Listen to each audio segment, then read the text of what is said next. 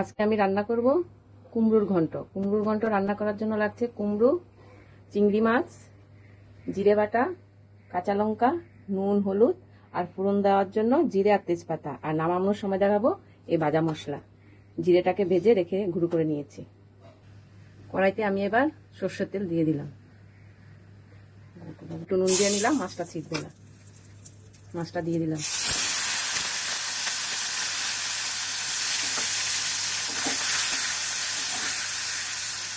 চিংড়ি মাছটা আমার ভাজা হয়ে গেছে, এবার আমি তুলে নিলাম।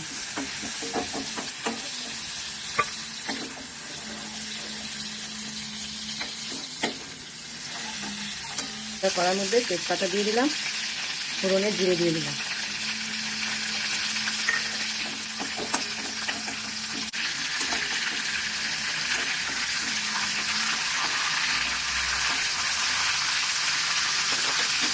এবার কুমড়োটা দিয়ে দিলাম।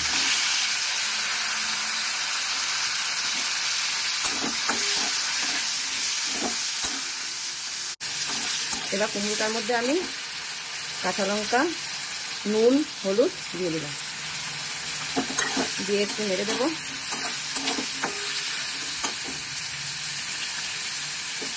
এক চামচ জিরের গুঁড়ো,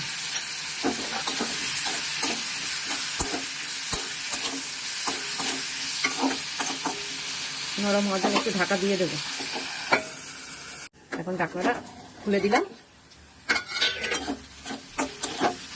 কুমড়োটা আমার এই যে খুন্তিতে দেখলাম হয়ে গেছে। এবার আমি চিংড়ি মাছটা দিয়ে দেবো। চিংড়ি মাছটা দিয়ে আর একটু ঢাকা দিয়ে দেবো, তাহলে ফ্লেভারটা ভালো আসবে। এবার ঢাকাটা খুলে দিলাম। এবার বেশ মাখা মাখা হয়ে গেছে। স্লাইড অল্প একটুখানি জল দিয়ে দেবো, বেশি না।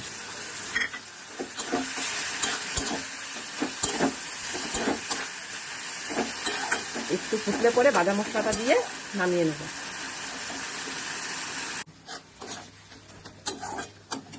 এবার আমি একটু চিনি দিয়ে দিলাম।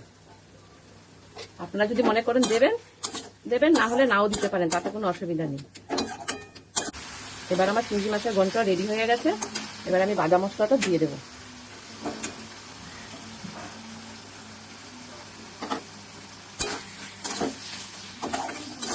এবার আমি নামিয়ে নেব।